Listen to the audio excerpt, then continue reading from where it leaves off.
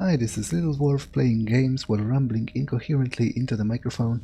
Why? Well, just because I can, and this time I'll be playing Gothic 1 with the mod expansion Dark Mysteries. Now, Gothic is probably one of my favorite games ever. I have a really nostalgic feeling whenever I go back to it because I first played it when I was really young, and it's actually a pretty interesting story because I bought it at a kind of a sale at a game store, and it was really cheap. And I was because I haven't had a lot of money at the time, obviously being a kid, and I was thinking, hey, it's probably some kind of a shit game. It didn't look very impressive from the graphics if you looked at the back of the game box. So, but it was what I could afford at the time. So, and when I installed it, I was really blown away by the world, by how immersive it was, and how there was something to be found around every nook and cranny. And I fell in love with the series overall. So, whenever I return to this game, I always, have this very nostalgic feeling about a simpler time in my life. But yeah, I really like Gothic. It's definitely not a perfect game.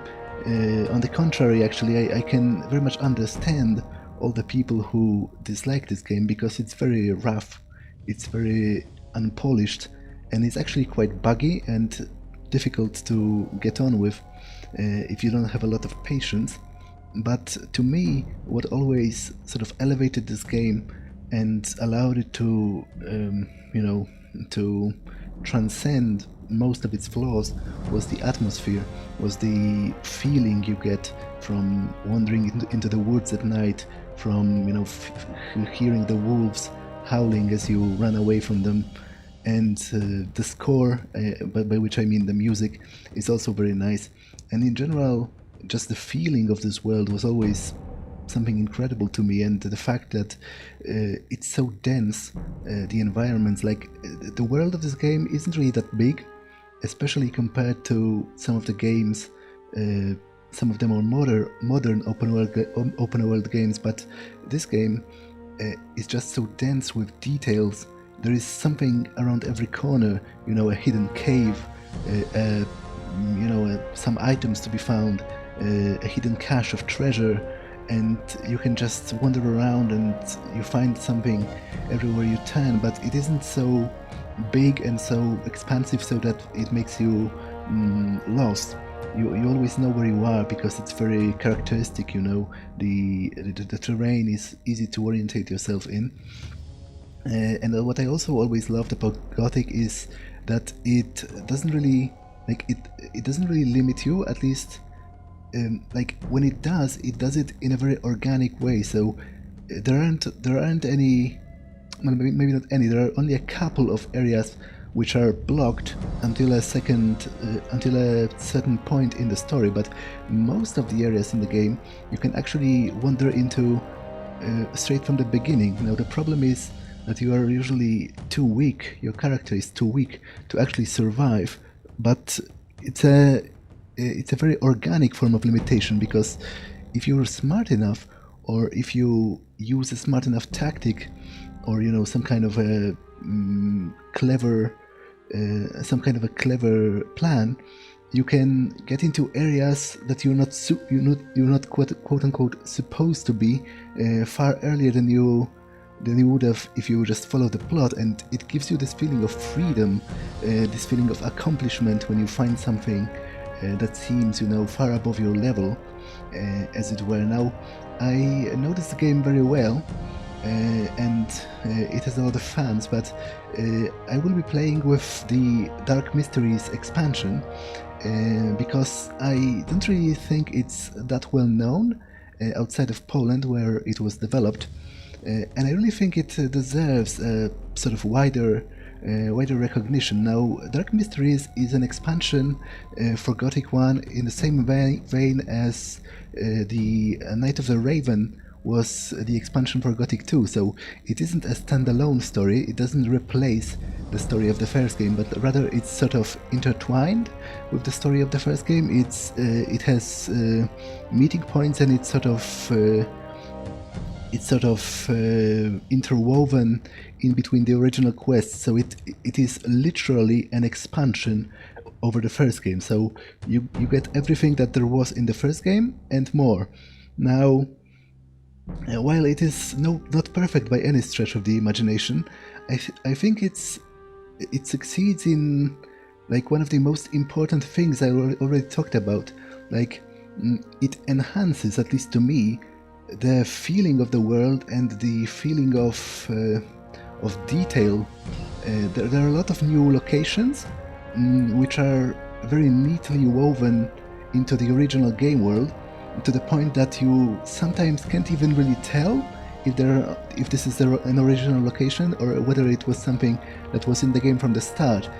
And it really enhances this feeling you already had, or at least that I have when I play Gothic, of finding something in every corner, of searching for like hidden locations. There is a ton of that in this mod, and I really think it's one of the high points.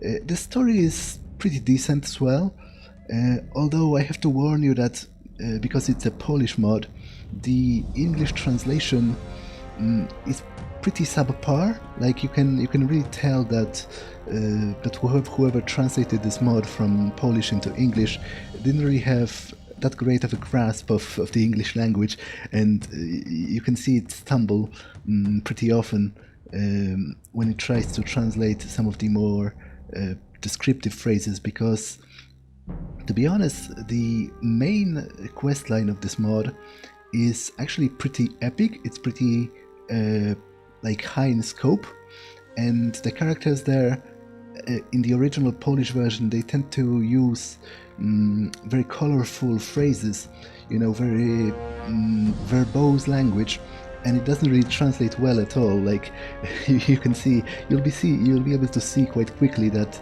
unfortunately like it's pretty coherent. You can always gather what the character is saying from the translation, but it is not at all eloquent. Like some of the characters obviously speak in a way that you can tell immediately that it wasn't a native English speaker that wrote the dialogue. So that's definitely a weak point of this mod for an English speaking audience, but I still think it's worth it, at least worth it to check it out. Now, I'll be in every description, I will be putting rather detailed timestamps describing everything I do in the episode. So I'll be describing whether I visit a new location that is original to the mod. So in that way you don't have to watch the whole Let's Play if you don't want to. You can just jump into the various sections that seem important or interesting to you, judging from the timestamp description, and you can check them out and then jump to some other location, and then you can decide for yourself whether you want to download and try this mod for yourself. Now I'm going to put all the necessary links in the description for downloading the mod, and if you have any questions about installing it or anything, I'll be glad to answer them as well, so we can ask in the comments or whatever. Now, a final thing that is probably pretty important for like any kind of an English-speaking person. I will be playing using the Polish dubbing and English subtitles for Gothic. Now, why is that? There are two reasons. The main and most obvious reason is that's just the copy I have. I actually have a physical copy of the game still in the box when I originally bought it, and it comes with the official Polish dubbing, so there is no way to change that from the game level. You can't change the language of the dialogue of the audio, but fortunately enough you can actually change the language of the subtitles, because it's pretty interesting when you use the software used to run mods. you can actually run it in an English version and it works.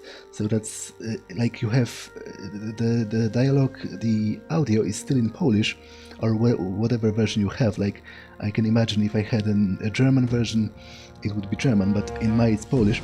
But the subtitles are English. So that's the first reason. And the second reason is I actually really like the Polish dubbing in Gothic 1. I think it's very well done, and it's very emotive and atmospheric, and most of the voices are really memorable, and they fit the characters very well. And to be honest, this channel is mostly for me. It's mostly a collection of my memories, and if there was any version of Gothic that I would like to sort of preserve for my own sort of remembrance, it would be the Polish one.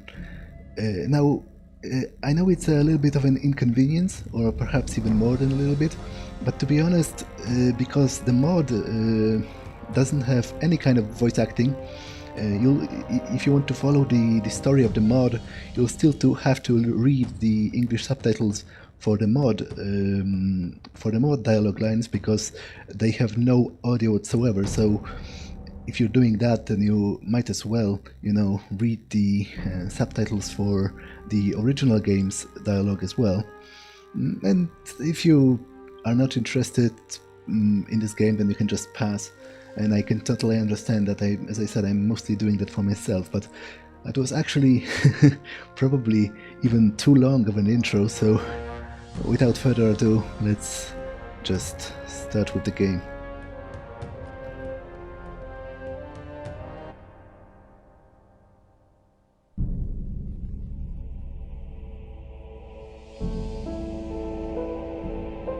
Królestwo Myrtany zjednoczone pod berłem króla Robara II.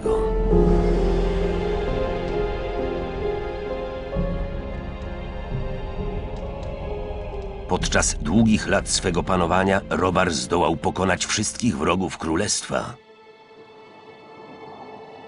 Oprócz jednego.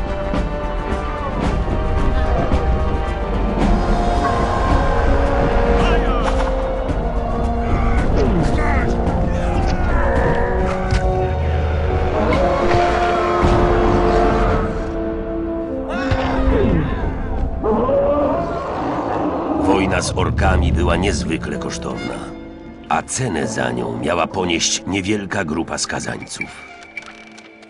Król potrzebował mieczy i tarcz dla swego wojska. To też wkrótce każdy przestępca, niezależnie od występku, jaki popełnił, zmuszany był do pracy w kopalniach rudy w Korinis. Aby uniemożliwić im ucieczkę, król wysłał swych najpotężniejszych magów, by ci otoczyli całą dolinę czarodziejską barierą. A ja byłem jednym z nich. Niespodziewanie coś zakłóciło delikatną strukturę zaklęcia i zostaliśmy uwięzieni przez nasze własne dzieło. Więźniowie błyskawicznie wykorzystali moment konsternacji. Korinis wraz ze wszystkimi swymi kopalniami znajdowała się teraz w rękach więźniów. Król nie miał wyboru. Musiał negocjować. Potrzebował rudy. Miesiąc po miesiącu król dostarczał więźniom wszystkiego, czego potrzebowali. Miesiąc po miesiącu otrzymywał od nich w zamian nowy ładunek cennej rudy. Aż do dziś.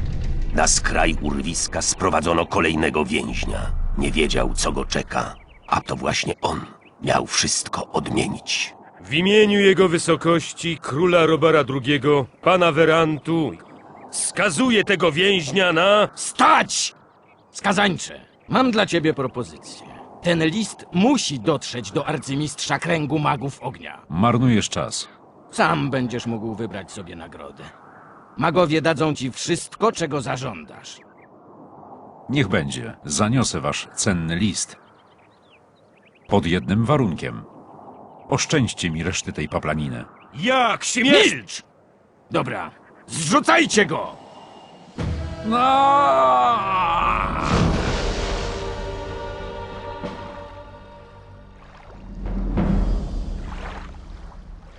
Witamy w kolonii! Dość tego! Zostawcie go! A teraz precz! No już, wstawaj. Nazywam się Diego. Jestem... Nie interesuje mnie, kim jesteś. Jesteś tu nowy, a do mnie należy dbanie o nowych. Na razie to tyle. Jeśli chcesz jeszcze trochę pożyć, słuchaj się mnie. Ale oczywiście nie będę ci przeszkadzał w ewentualnej próbie samobójstwa. To jak będzie?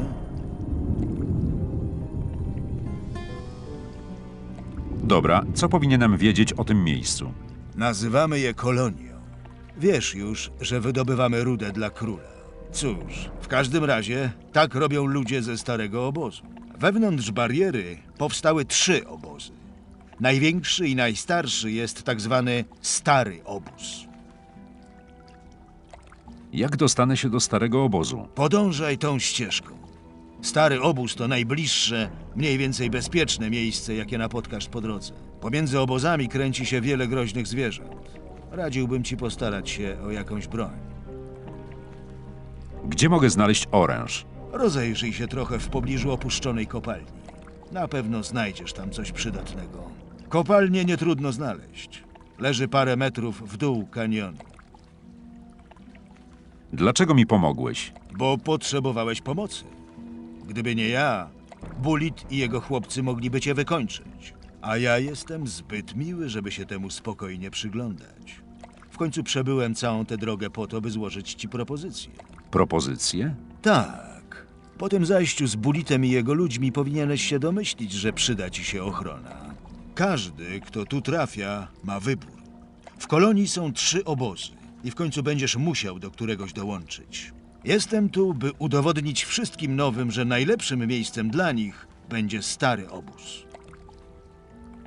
Well, in this mod there are actually more than 3 camps, but the 3 camps from the original game are still sort of the main ones, and you can join the other ones regardless of whichever of the main ones you join. So, and you can actually get Diego talking about the other camps as well.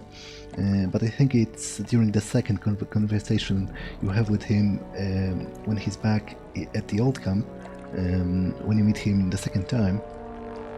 A gdzie jest teraz Bulit? Oni i pozostali przenoszą towary z zewnątrz do obozu.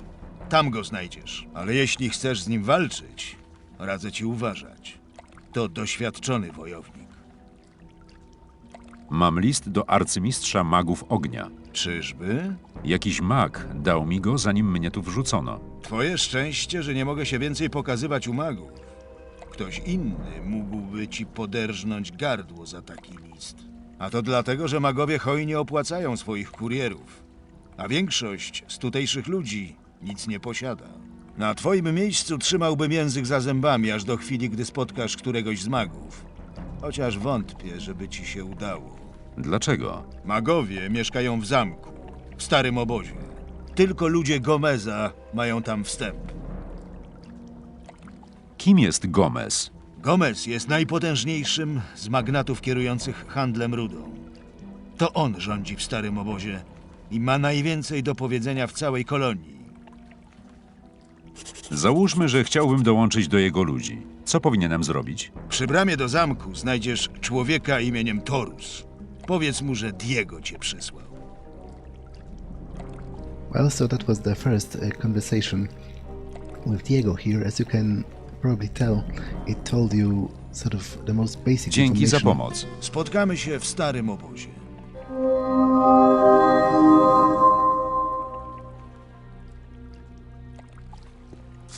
Now, if you look around the exchange place here at the beginning, you can already tell, if you're familiar with the original game, that there are a couple of changes. First of all, there is this gallows here, with which lets you an introduction from the designers of the mod. Now, unfortunately, it's also the first taste of the quality of translation. Let's have a look at that.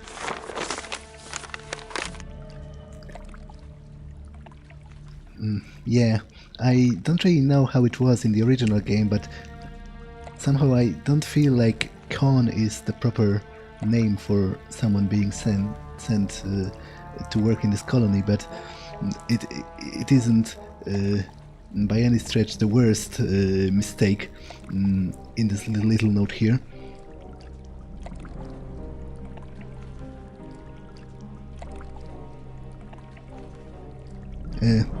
Yeah, the dark mysteries awaits for the chosen one, who managed to deepen them. Yeah, right. That's actually because in Polish it's a kind of a false friend word, I guess, and the translator was confused because in Polish you can actually say zgłębić tajemnicę, which literally means to deepen a mystery, but like in English, if anything, to deepen a mystery would be to make a mystery more convoluted and not to solve it. But in Polish, the phrase actually means to learn more about it, to uncover more about, or uncover maybe is even a better translation because it has this kind of mining connotation. Yeah, so we'll be deepening, quote unquote, some mysteries in this game.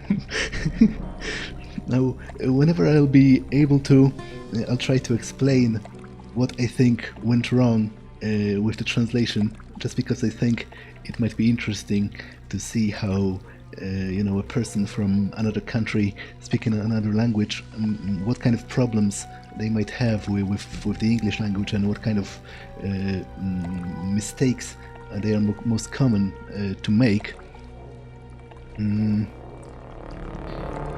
Yeah, so it's a little bit of an introduction from the developers of the mod.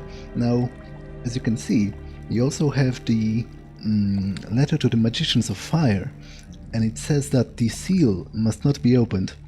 Now, it's actually very interesting because if you choose to open it, what you read there is actually quite a significant synopsis of some of the events of the plot that you are not supposed to learn until much later. Although during the first playthrough you might be difficult to realize the importance of the news, but I'm not going to do that because if you break the seal, the mages will actually notice that and they'll be annoyed at you. They will deprive you of your best reward because they'll see that you've broken the seal and read the message, which was supposed to be a secret one. You also have the list of slain beasts, which is an addition of the mod.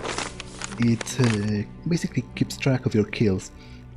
I'm not quite sure why the modders thought it'd be so relevant, but I guess at the ending of the game you can see how many creatures you killed, which I'm pretty sure it's going to go into the thousands in the end.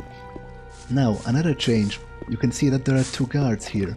In the original, the whole place of exchange was actually empty, which I always find pretty weird because you can tell from the intro and from what Diego told you that it's supposed to be a very significant place, a main place of contact with the outside world. So where they exchange the ore for whatever they need. So you'd think it would really be better guarded, but in the original it's very much deserted. There's pretty much no one there. Now, in this mod, there are actually two guards here, and they are very. Let me just. No. Look. I want him to look back before I take it. They are actually very easy to annoy, which is almost kind of another hallmark of this mod, that most of the NPCs here are very aggressive.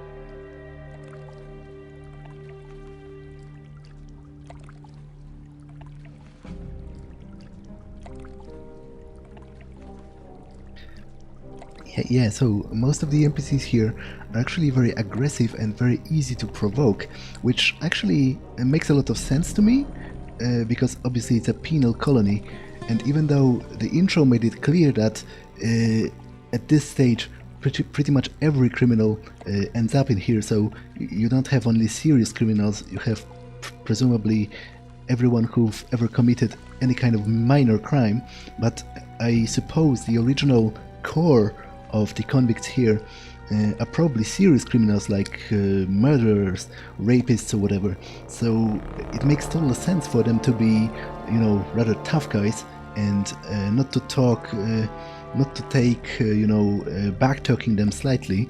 So, like for example, if you tell this guy you're not a moron, if you choose this dialogue option, he actually gets annoyed with you and beats you senseless. He doesn't kill you, but he beats you and takes all your ore, which is this game's equivalent of money.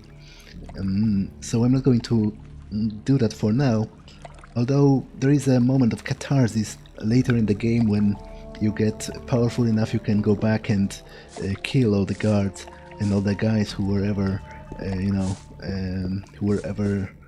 mean to you. Now I'm just going to go around and take a couple of things from around here.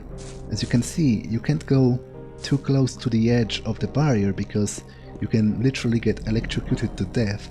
Now there is also a second guard here. He's similarly pleasant.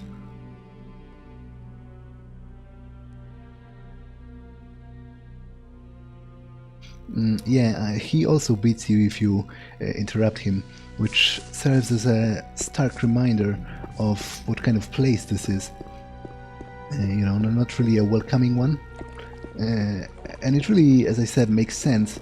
But in general, this mod is, I think, more difficult in the than the original game, especially in the beginning. So it's something you have to take into account. And it might be pretty frustrating.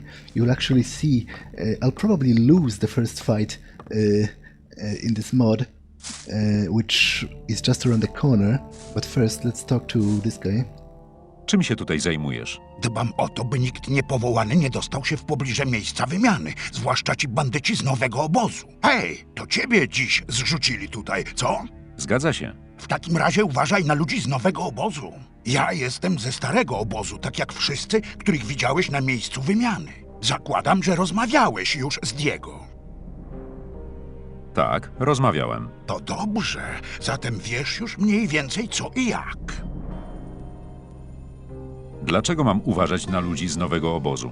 W porównaniu z nowym obozem, stary obóz to ciche i przytulne miejsce. Nowy obóz nie otrzymuje żadnych przesyłek z zewnątrz. Te szkodniki po prostu kradną wszystko, czego potrzebują. That's actually interesting, because it seems from this dialogue that the original, not original, because originally this game is in German, but rather the English term for the lower sort of caste of the new camp members is rogue, but in Polish it's actually szkodnik, which is more akin in meaning to like a pest, which is interesting to me, and it's kind of fitting. Although, well, it's kind of fitting whenever members of the other camps talk about them, but I guess it wouldn't make much sense for they themselves to call themselves pests. Rogue has a certain charm to it, whether a pest is strictly a negative term. A stary obóz? Tutaj wszystkim rządzą magnaci, handlujący rudą. Pod nimi są strażnicy, a następnie cienie. Najniższą kastę stanowią kopacze. Każdy, kto tu trafi, zaczyna jako kopacz. Jeśli masz większe ambicje, musisz zostać przyjęty do cieni.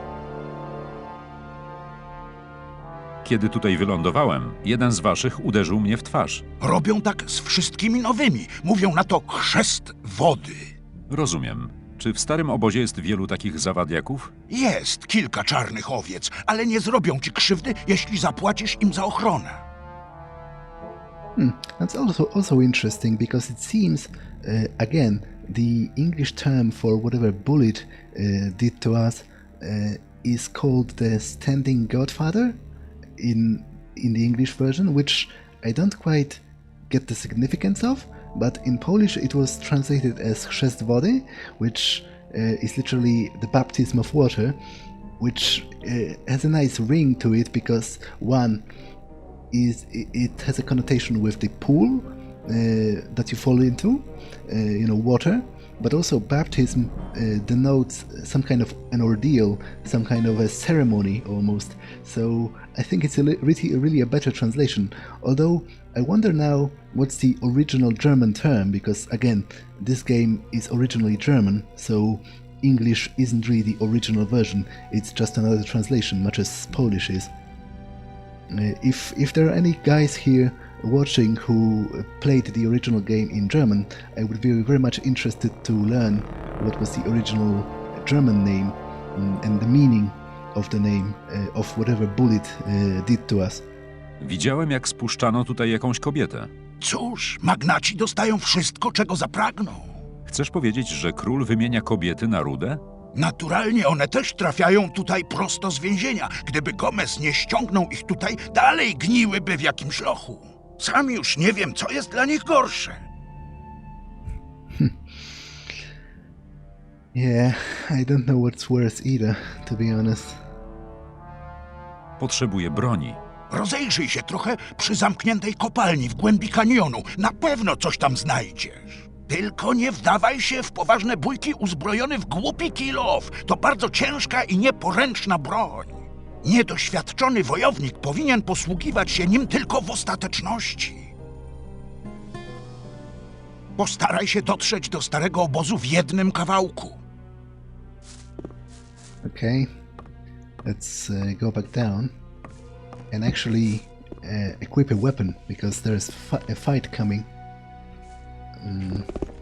Now, that is a curious thing actually. I think it might be a bug introduced by the mod, or maybe it's intended, but I don't quite get it. Like, as you can see, there is quite a lot of food we have with us, even though I only picked a single case of moonshine. So I'm wondering, is it supposed to represent some kind of contraband that the game protagonist pilfered while he was still in prison outside the colony, or what? Like, is it his rations? It doesn't really seem plausible to me to imply that he was given all this food, especially like grapes are pretty luxurious. I can understand apples, maybe he picked them up by himself somewhere, although he was in prison before he got in the colony, so I don't quite get it. I am not sure what this food is supposed to represent, but I'm like 100% certain that it wasn't here in the original game, so it must have been added by the mod. Now, let me just save, because there, as I said, there's a fight incoming. Or actually two fights, but the first one isn't much to talk about, because you can kill those meatbugs. Meatbugs in Gothic are like they are actually gigantic. If you compare them to human characters, like just take a look at it. It's like the size of your fist. But they also count as enemies, so you can kill them for XP, and most importantly for meat. So, and there's actually a quest that involves quote-unquote hunting meatbugs later on. But what I was really preparing for is this guy here. Now, this guy is added by the mod, and he's going to attack us because he's in kind of a rage over what happened, as he will himself describe it in just a moment. Now, I remember in the first version of this mod, he actually straight up killed you if you won. He killed you and you had to start over, and a lot of people were very annoyed at that, which I can totally understand, because you're just learning the ropes, and here comes this guy out of nowhere and he kills you. So in this version, if he just beats you unconscious and he leaves you alive later, and I am 100% prepared to lose the fight against him, because at this point you can only take 2 hits from him until you're down. But as I said, fortunately, if we lose, nothing really happens, because he's not going to kill us, and we don't have any ore for now, which is again this game's form of currency. So he's not going to take any ore from us because we don't have it. Now he might take our weapon, because they also take your weapon if you lose, but there is a better weapon behind him, so I'm going to take it in turn and then exact my revenge on him if I lose. But let's save.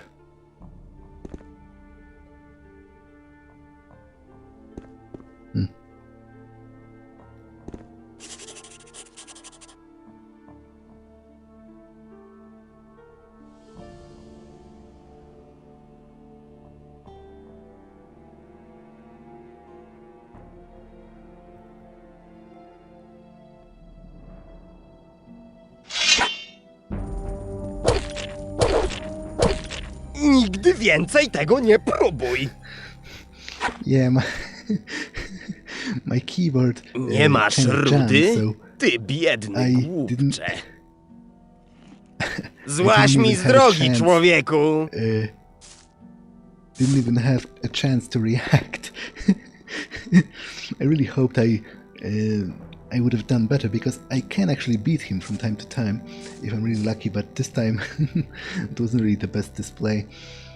Now, as you've read, he was talking about someone being kidnapped, which is actually the beginning of one of the quests, one of the longer quests actually in the mod, although it's not a main quest, but I'm going to showcase it nonetheless.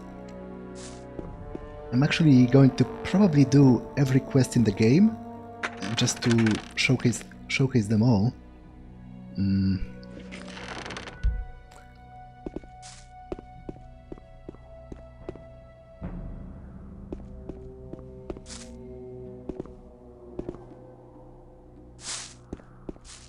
Now, and this guard knife is actually quite a lot better than this rusty sword, so I'm going to equip that.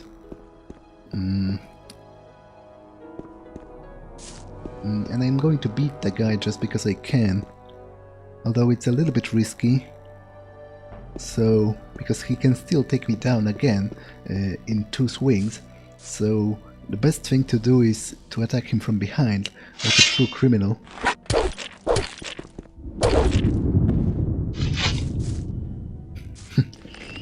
I'm not going to kill him because, to be honest, I don't really remember if he's relevant later on.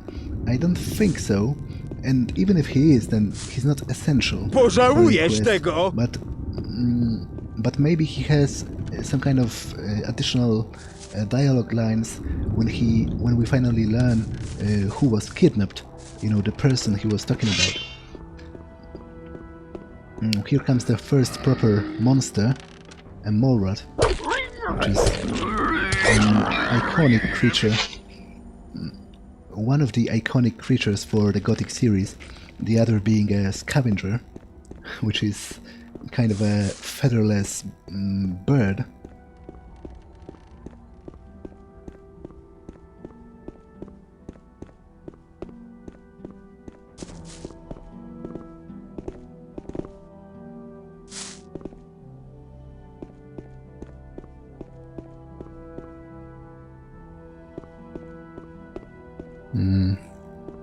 Now, another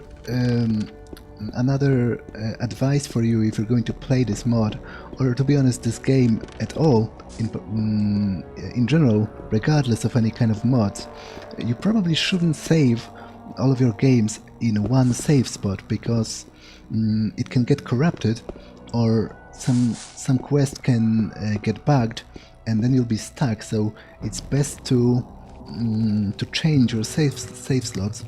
You know, pretty much every time you save would be preferable, but at the very least, you know, from time to time.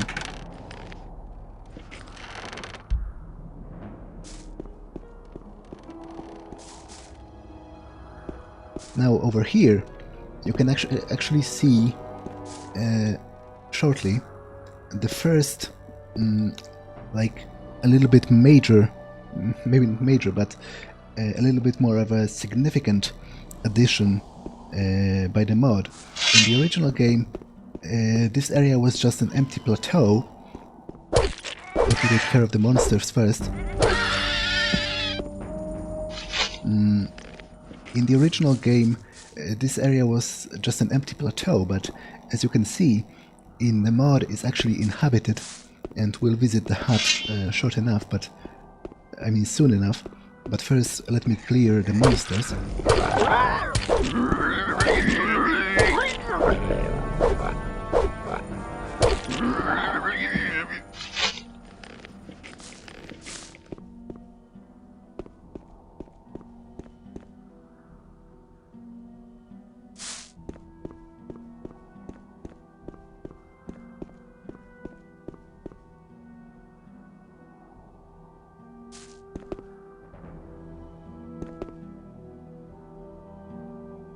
Okay, now this is going to be one of the tougher fights for the beginning of the game against this goblin over there, which is a relatively high level creature compared to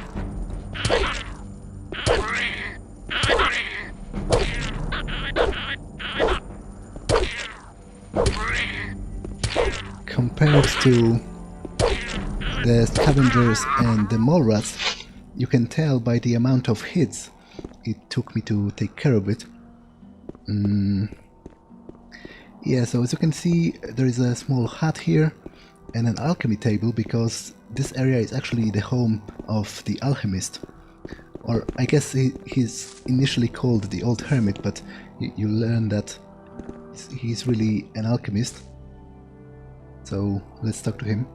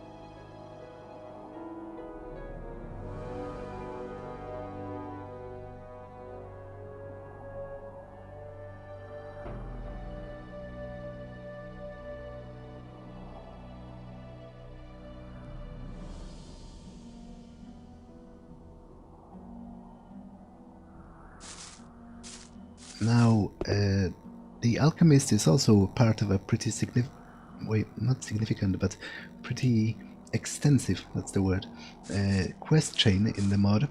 So I will be going back here at one point or another. This digger is part of a later quest.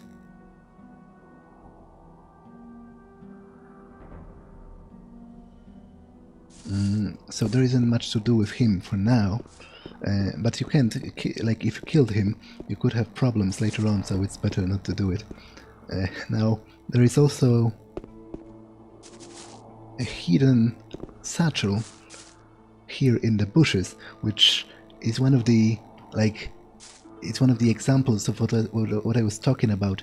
This game is just so chock full of secrets, you know, hidden stashes and treasures, and even in the bushes you can find some gold, maybe not gold but ore, because in this game they actually use the ore for currency, and the gold is literally worthless. You can have thousands of those coins and they aren't worth even a single piece of ore. But it totally makes sense for the guy to stash his valuables in some kind of a, you know, secluded location. But he's not looking after it well enough, so I'm going to take it from him. From this plateau you can also get a nice view of the old camp, which is what Diego was talking about in the beginning. It's one of the major like settlements of the colony, and it's the first major quest hub we're going to head into. In the distance you can also see the old fortress.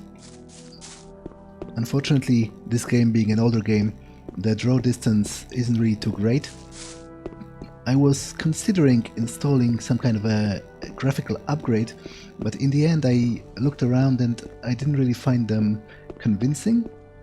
And to be honest, with this game being that old, it isn't really well optimized towards better graphics. So even though my hardware is pretty good, it was actually stumbling a little with running the upgraded graphics. So I scratched that. Yeah, so with that, we've explored this first area here, and we can go further down to close into the old camp, but there are still dangers along the way, such as those scavengers here.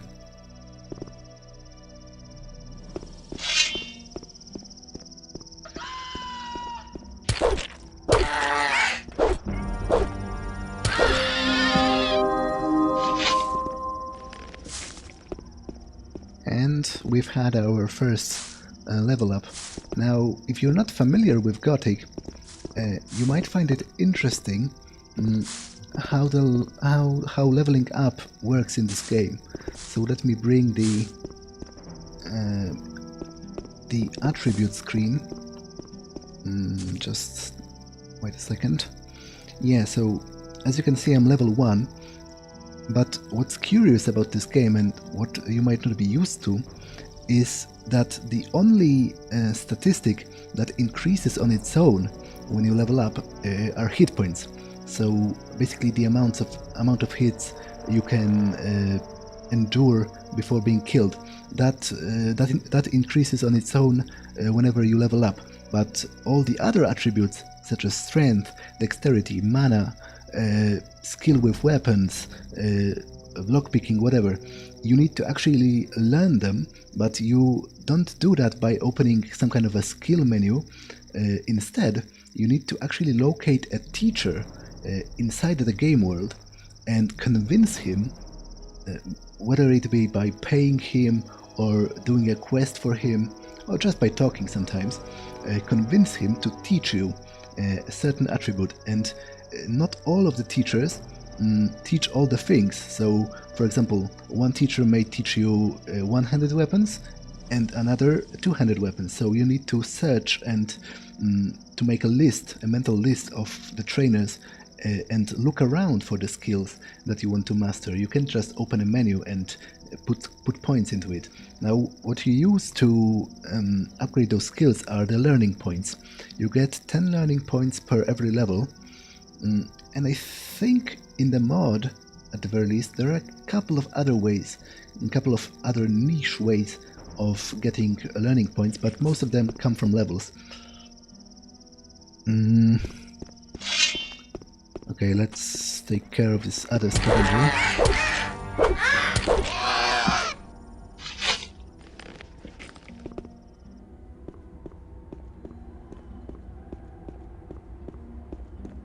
And here you can have a better look at the old fortress in the distance.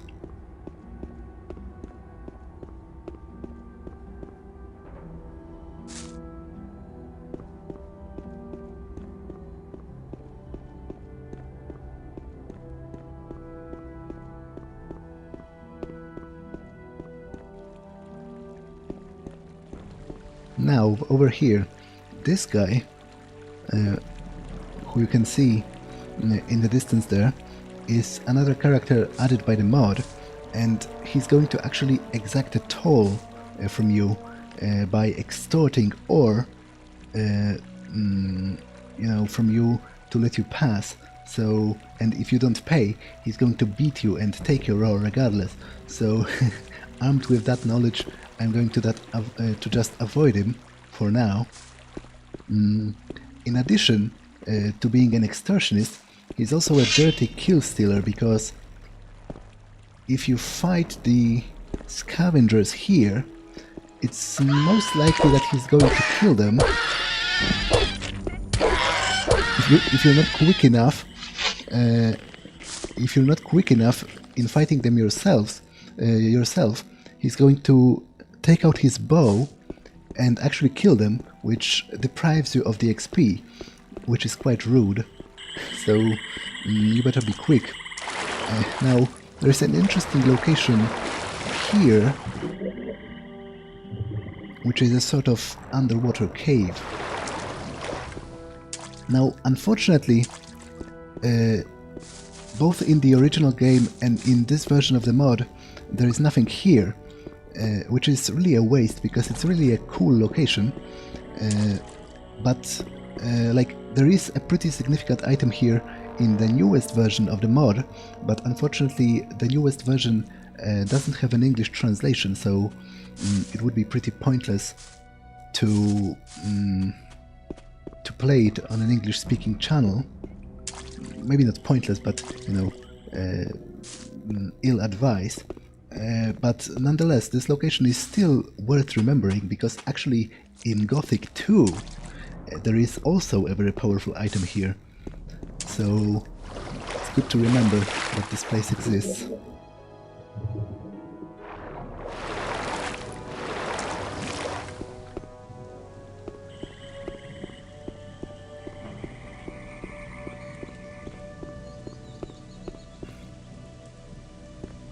Hej, ty! Czego chcesz? No. Chcę cię ostrzec. Idąc dalej, wejdziesz na nasze tereny łowieckie. Na co polujecie? Głównie na ścierwojady. Da się je zjeść, no i nie trudno je zabić, jeśli wie się, jak to zrobić. Naprawdę? Macie jakąś specjalną metodę? Zapytaj mojego kumpla, Draxa. Nikt nie wie więcej o ścierwojadach niż on. Dlaczego ten teren jest tak niebezpieczny? Jesteś tu nowy, co? W całej kolonii jest mnóstwo mniej lub bardziej niebezpiecznych miejsc. Ścieżki pomiędzy obozami są dość bezpieczne, ale nawet tam można natknąć się na stado wilków, które będą chciały zjeść cię na kolację. Dlatego lepiej nie ruszać się nigdzie bez odpowiedniego oręża i zbroi. Yeah, that's actually true. In this game you start really weak, and every venture outside the main settlements is truly an experience, especially Skąd at mogę night. wziąć lepsze wyposażenie? Najbliżej będzie pewnie stary obóz. Idź dalej tą samą ścieżką, na pewno trafisz. Ale lepsze ceny znajdziesz u nas, w nowym obozie. Oczywiście pod warunkiem, że znasz właściwych ludzi. Kiedy trafisz do starego obozu, poszukaj mężczyzny imieniem Mordrag. To jeden z naszych. Za kilka bryłek rudy można u niego kupić wiele wartościowych rzeczy. Opowiedz mi jeszcze o kolonii. Jeśli zamierzasz podróżować między obozami, przyda ci się mapa ze wszystkimi ścieżkami i ślepymi zaułkami. Niektóre ścieżki prowadzą do niebezpiecznych kanionów, gdzie można wpaść na istoty, na które lepiej nie wpadać. Pod żadnym pozorem nie włócz się w pobliżu starych ruin. Większość z nich pamięta jeszcze pierwszą wojnę z orkami. Niektóre są nawet pozostałościami po ich osiedlach. Często kręcą się tam orkowie, albo jeszcze gorsze poczwary. Na twoim miejscu unikałbym takich miejsc jak ognia, zwłaszcza nocą. I jeszcze jedna rada. Nie wchodź do lasu. Gdzie mogę zdobyć jakąś mapę? Popytaj ludzi w starym obozie. Mieszka tam jeden kartograf. Może udać się gwizdnąć mu jakąś mapę. Przy okazji mógłbyś zwinąć także jedno dla mnie. Dlaczego? Jego mapy nie są na sprzedaż? Jeśli stać cię na tak ogromny wydatek, Dzięki za pomoc. tylko nie myśl, że wszyscy tutaj są tacy mili. Niewiele można znaleźć w kieszeniach nowego, ale w kolonii są ludzie, którzy rozłupaliby ci czaszkę za stary kilof. Będę o tym pamiętał. Now, it's actually a good opportunity to open all the satchels with ore that we found. The amount of ore you get from them is actually randomized, and damn it, I got only a little, which is not ideal because it won't be enough to buy all the skills I Widzę, want że from this jesteś guy. myśliwym. Na to wygląda. Czego chcesz? Mógłbyś nauczyć mnie polować? Parę sztuczek mógłbym ci pokazać, ale to będzie kosztować. Ile dokładnie? Na początek wystarczy łyk dobrego piwa. Potem zobaczymy. Proszę, oto piwo. Teraz opowiedz mi o polowaniu. Ścierwojady, tak nazywamy te wielkie ptaszyska, należy atakować jeden po drugim. Na szczęście łatwo odciągnąć jednego osobnika od reszty stada. Jeśli podejdziesz do nich zbyt blisko, zaczną się denerwować, aż wreszcie rzucą się w twoją stronę. Lepiej, żebyś w tej chwili miał broń w pogotowiu. Jeśli uda ci się trafić ścierwojada, zanim on dziobnie ciebie, jak najszybciej wyprowadź kolejne uderzenie. Przy odrobinie szczęścia uda ci się go pokonać bez zadraśnięcia. A jeśli on dziobnie cię pierwszy, no cóż, lepiej, żeby nie dziobnął. Yeah, now interesting thing is what he says is actually quite useful. You can literally throw away single scavengers by using the method he describes. So you close in just a little, listen to the sound of the particular specimen being aggravated, and after a while you step back and he follows you. Czego So jeszcze it's możesz mnie interesting. nauczyć? Wielu rzeczy, ale głupie piwo nie wystarczy. Wprawny łowca potrafi zdobyć kły, pazury i skórę zwierzyny. Nie jest to łatwe, ale dość opłacalne. W każdym razie każdy kupiec chętnie je od ciebie odkupi. Yeah, so you can learn the hunting skills from him, and it's actually very useful to do that the earlier you can, because in the long run it's very profitable. You get a lot of those claws and skins and whatever, and you can sell them for a lot of ore, a lot more than you pay him. But unfortunately I got kind of screwed by the random number generator, and I can't afford all of that for now. But I'm going to need to go back to him shortly because there's actually a side quest involving him, so I'll buy the rest of the skills then. For now, Jak mogę let me zdobyć take the skóry fur. upolowanej zwierzyny? Zaczynaj skórowanie od zadu, przesuwając się stopniowo ku głowie. Spróbuj kilka razy. To nie jest takie trudne, a futra potrafią być bardzo cenne. Futra wilków i cieniostworów można wykorzystać do szycia odzieży. Badając futro zabitego zwierza, łatwo ocenisz, czy nadaje się do dalszego wykorzystania. And I think I'll take the Jak teeth mogę as zdobyć well. kły upolowanej zwierzyny? Najpierw chcę zobaczyć trochę rudy. W tej kolonii nic nie ma za darmo. Okay, I just got enough for Dużo for just the żądasz one za skill. swoje usługi. Być może, ale wiedza, którą mogę ci przekazać, pozwoli ci szybko odzyskać zainwestowaną kwotę. Wszystkie zwierzęta, które zabijesz, nie wiedząc jak je oprawić, po prostu zgniją. A to najzwyklejsze marnotrawstwo. Za ich skórę mógłbyś zarobić sporo pieniędzy. Na twoim miejscu spróbowałbym możliwie szybko posiąść te umiejętności. Yeah, he's actually very much right. As I said, it's definitely useful to learn those skills as soon as you can. Now, this episode has been long enough because there's been quite a lot of introduction, you know, me talking about my feelings about this game and whatnot. So it's been nearly an hour, and in general I try to keep my episodes about an hour in length. So let me save. And I'll actually end it here and see you in the next one. Bye.